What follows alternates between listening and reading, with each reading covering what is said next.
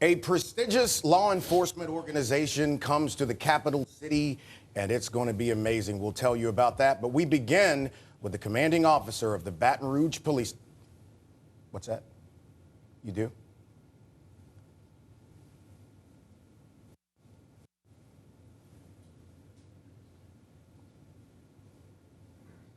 One, two. 2, 3, 4. 1, 2, 1, 2. 1, 2.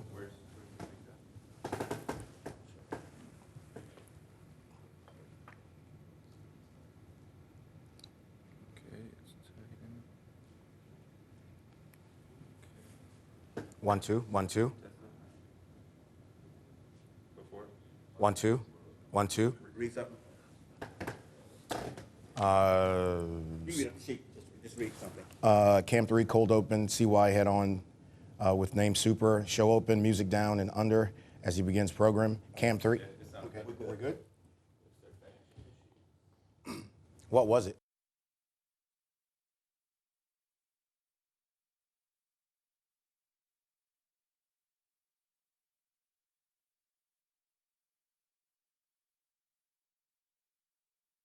A prestigious organization comes to Louisiana's capital city, and we've got the goods, but, oh, Jesus.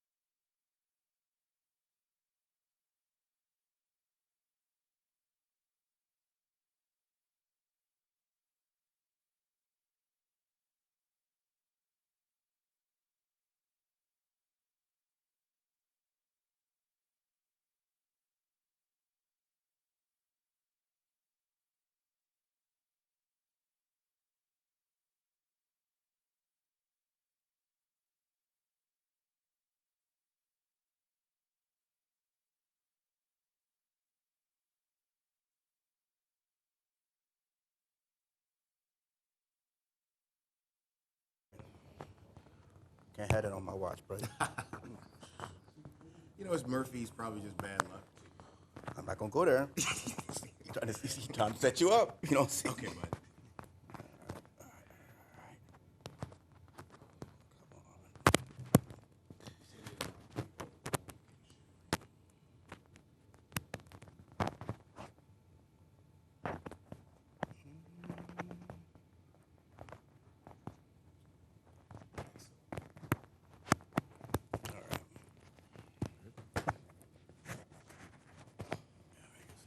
All right. All right. Give him a test. 1, 2, 3, 4. 1, 2. 1, 2, 1, 2. 1, 2.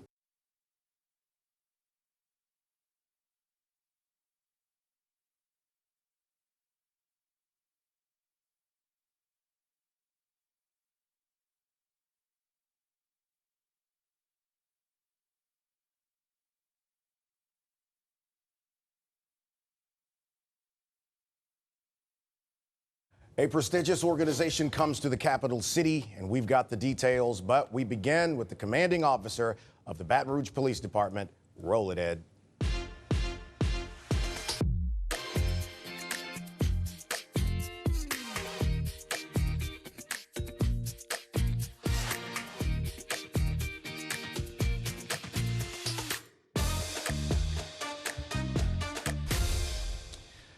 This has been a pretty hard week for those of us who live in the capital city, especially those of us who are involved in the community. And the week started with some news that no one really wanted to hear. It was about the death of a young mother and her son and her unborn baby. And we had a plan for tonight's show, but moved it so that we could get Chief Murphy Paul here with us in studio to talk about what happened earlier this week. So, in context, the chief and I were in a meeting together, and he came into the room after the meeting had started, and those of us who were in the room could tell by his energy that something was wrong.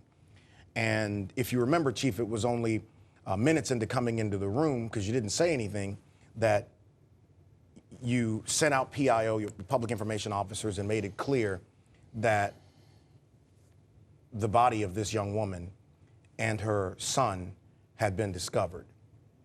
I'm not a police officer, and you guys deal with this on a regular basis, but I'm gonna tell you, man, that was tough. Tough to watch all. It's tough to hear the news.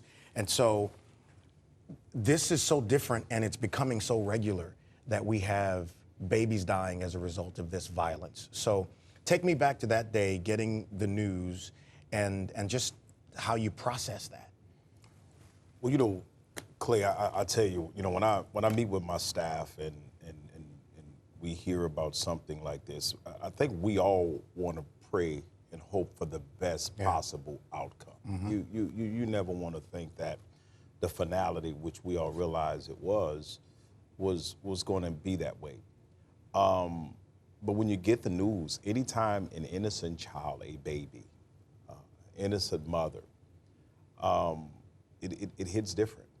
You know, we talk about domestic violence. 24 homicides in 2020 were domestic related. 17 of those homicides were intimate partner homicides. We know through our efforts with some of our partnering agencies like IRIS and the Butterfly Society, that there are services, there is help out there for someone who's both survivors as well as suspects who have demonstrated a domestic violence in a relationship. The unfortunate thing is everyone doesn't take advantage of those opportunities. Services are there. Same thing with the overdoses. We know what's going on with the overdoses. There are so many service providers out there sitting, waiting to get that phone call from a loved one or a family member, or from a person who realizes that they need the help. Our Bridge Center for Hope, right? We see emotionally disturbed persons call. You know, that's one of the only calls this week that I saw was up, what we call EDP calls. Calls for services was down in every category, with the exception of overdoses and EDP calls. And when we look at Monday compared to last week, the only calls that was up was actually vehicle burglaries. So we're starting to see some of our strategies work this year. We're starting to see crime going down in categories. But, you know, anytime there's a homicide involving a child, involving an innocent woman like this, because, you know, a lot of our homicides are targeted. Yeah. This was not the case. In other words, it was targeted because it was domestic violence. But when a baby is involved, when we have innocent people getting killed, it hits different. And yes, it does have an impact on our officers when they're out there on the scene. I was at the table was your uniformed patrol commander, Lieutenant Clarida. Yeah. And I remember saying to him that, man, I can't get used to hearing about the death of a baby.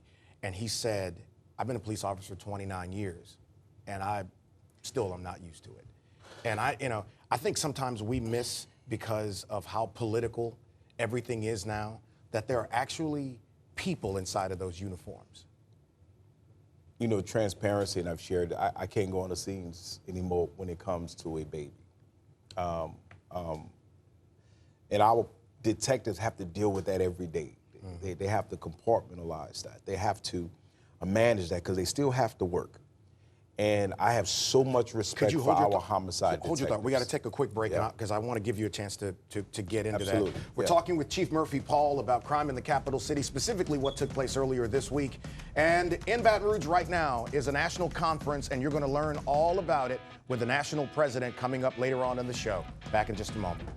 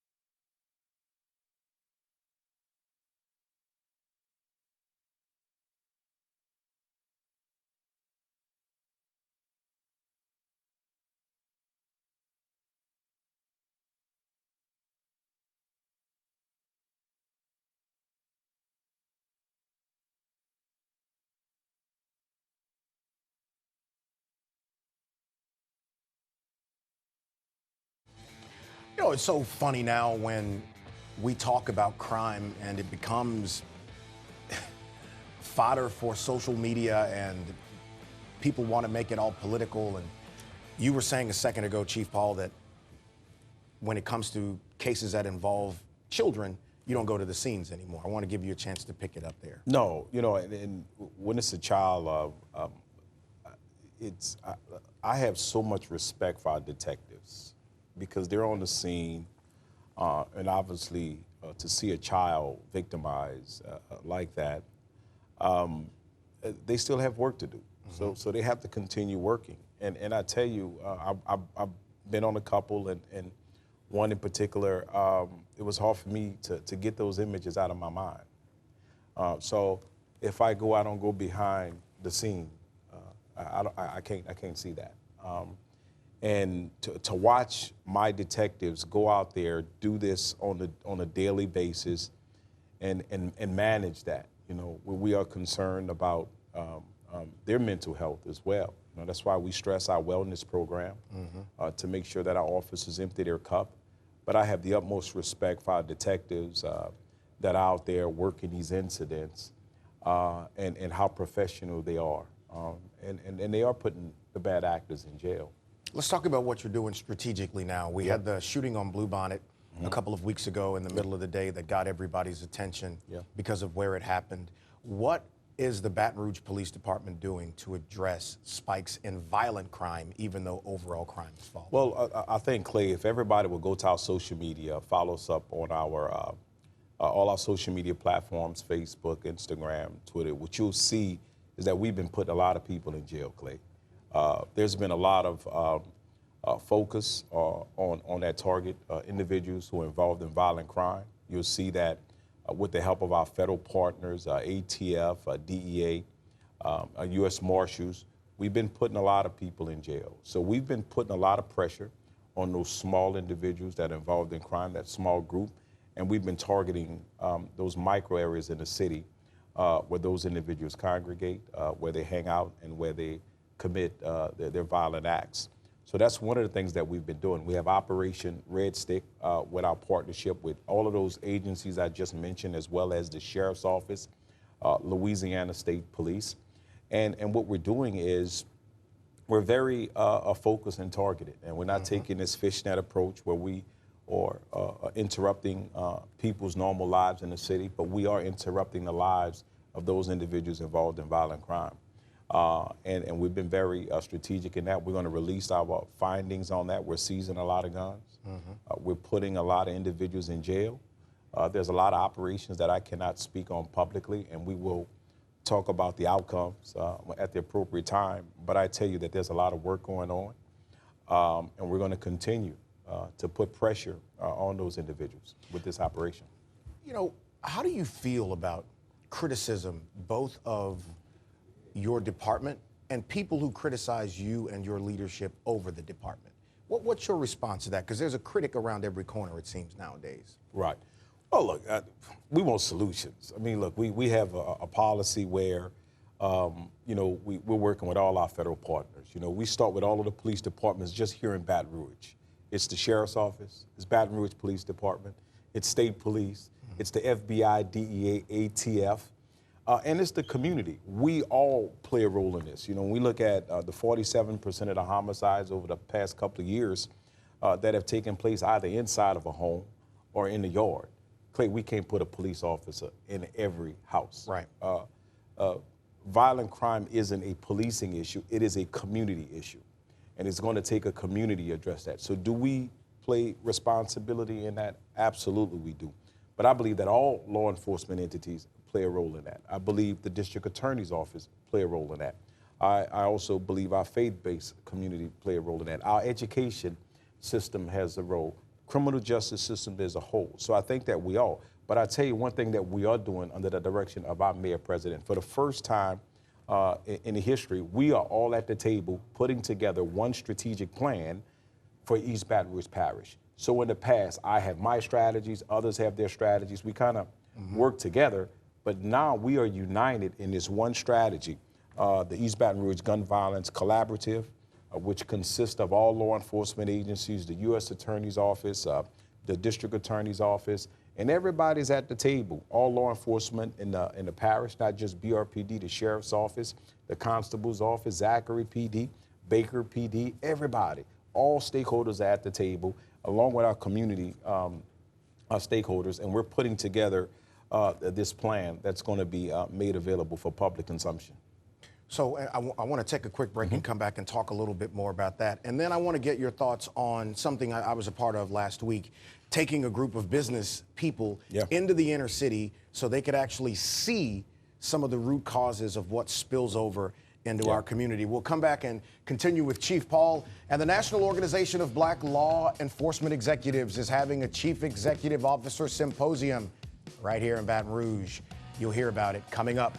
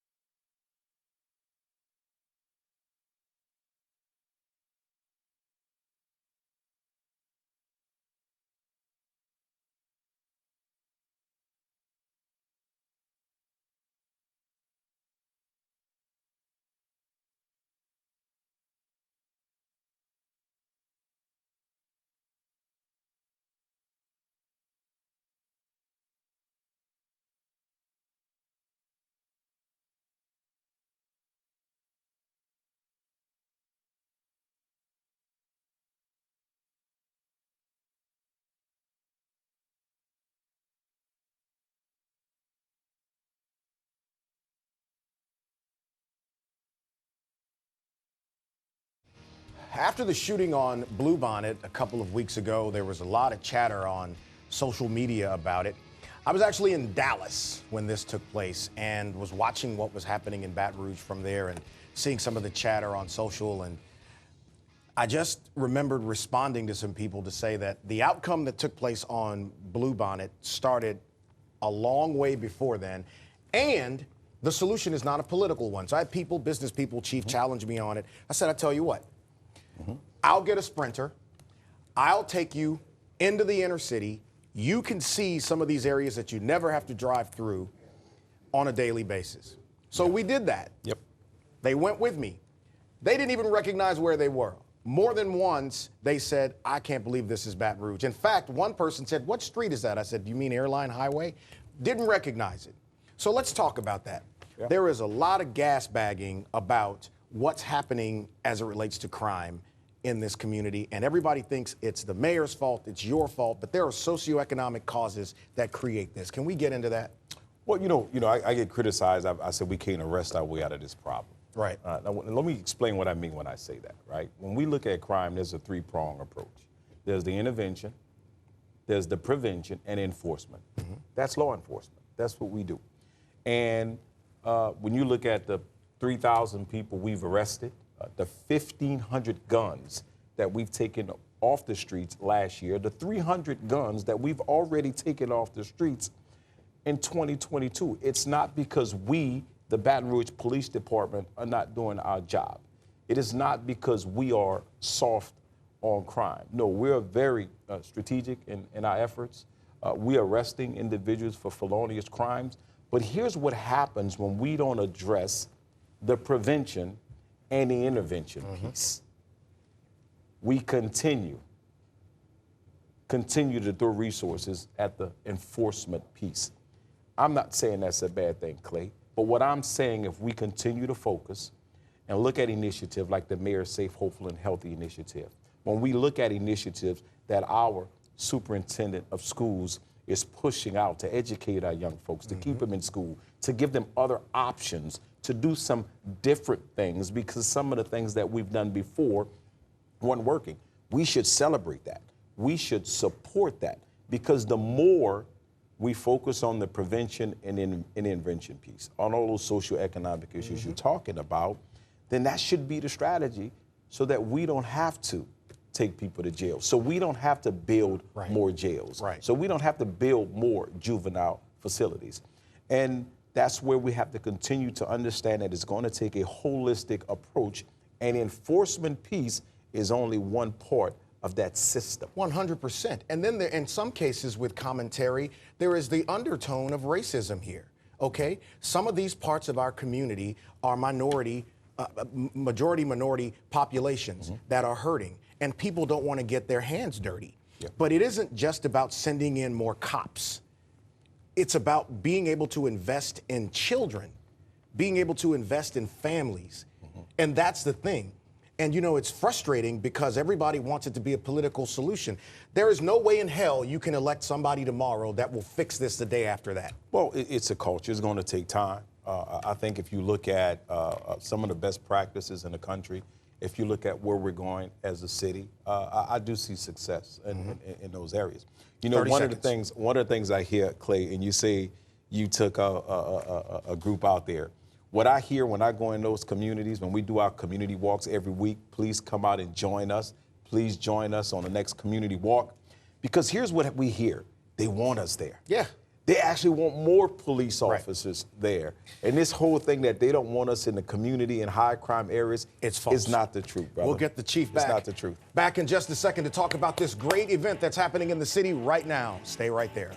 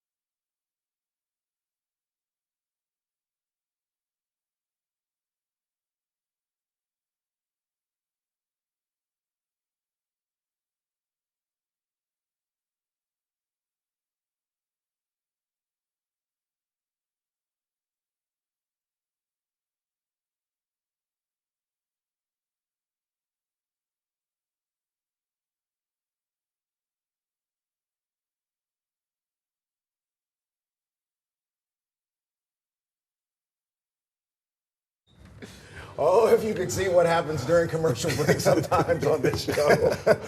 Melvin is going to have a heart attack.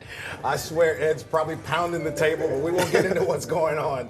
We got the national president of Noble, the National Organization of Black Law Executives, who is here, and the local chapter head. This is Captain Frederick Thomas with the East Baton Rouge Parish Sheriff's Office and Lieutenant James Jefferson with State Police. And right now, Noble's CEO Symposium is going on in our city. Mr. President, what is the CEO Symposium? The CEO Symposium started with our founders back in September 1976. Okay. When 60 law enforcement officers across the nation come to start this great organization that we have here. Yeah. So the symposium was talking about low crime, rape in the urban communities. Right.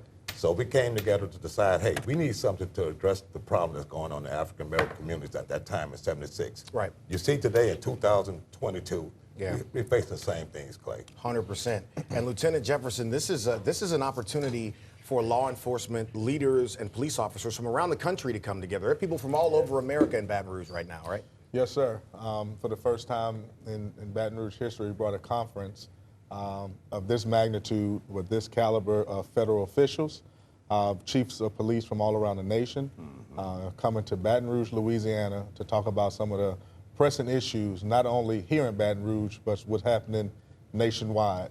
Captain Thomas mentioned crime and what it looked like back in 1976 at the conception of this organization and how that looks in 2022. And yeah, go ahead. And we have to continue to press forward, be innovators, come up with new ideas, new technology, and have a very robust conversation about how do we address this issue of the increase in violent crime, particularly among youth and juveniles. So this dovetails into something that I know that Noble has done for some time now, and we're partnering with a local foundation, and that is you teach a curriculum called The Law in Your Community. We call it the Youth Driving Initiative through the foundation. And I want to ask you both about what that is if people haven't heard about it. So the Law in Your Community is a hands-on training, interactive session where we have a very honest conversation about how the interaction with police on traffic stops should look.